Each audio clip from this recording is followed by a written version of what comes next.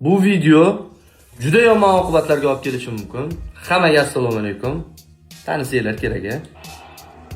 Odilxon va Kamil karate o'rtasidagi eski ziddiyat nihoyasiga yetayotganga o'xshaydi.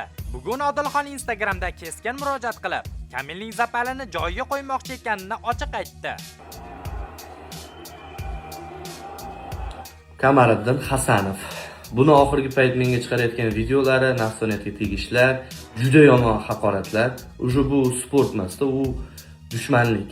Xullas menga bitta akkauntdan, bitta o'zbek ayolimizdan kelayotgan videolar, xalq tili bilan aytganda zapallar deymizmi, juda ham uni yomon holatdagi hali bitta reper bilan bog'liq narsalar chiqib ketgandi-ku O'zbekistonda. Xuddi shunaqa juda yomon videolar kelyapti. U videoni siz ko'rsangiz, aniq buni yuziga tupurasiz.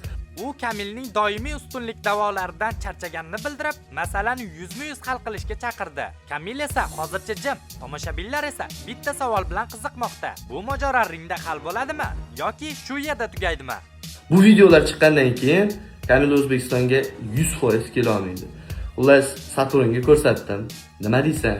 Buni chiqarib yuboraymi desam, o'rta oilasini ham buzvoradi, qolaversa butun esingini oldida sharmanda bo'ladi. Qo'y shular bilan teng kelmaylik dedi va men bitta qarorga keldim. Bizni shu darajagacha olib kelgan, shuncha obunachi yig'ib, xalqqa tanilishga sabab bo'lgan sizlarsizlar.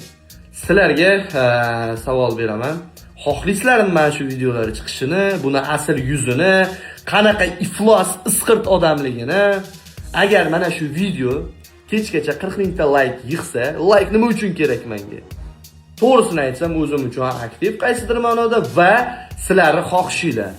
Agar sizlar xohlasanglar, mana shu videolar bugun chiqadi. Buning uchun kechgacha 40 mingta like yig'ishimiz kerak.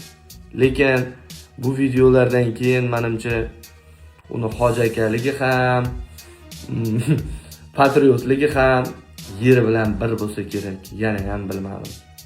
Nima maslahat berasizlar? Bir ko'rib maza qilasizlarmi o'rtoqlar?